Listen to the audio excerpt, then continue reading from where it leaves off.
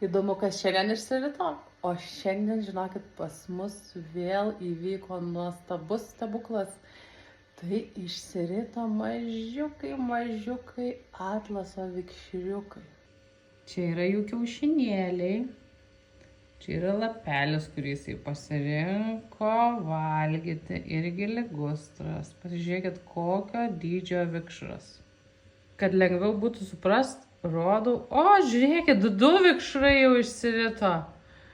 Kaip fainai, turėsim mažyčių vikšrų. O dabar aš jums parodysiu, kaip skiriasi dydžiai mažo ir jau suaugusio vikšro. Tai šitie vikšrai išsiritę šiandien, o dabar einam pažiūrėti, kaip atrodo vikšrai, kuriems jau yra 6 savaitės.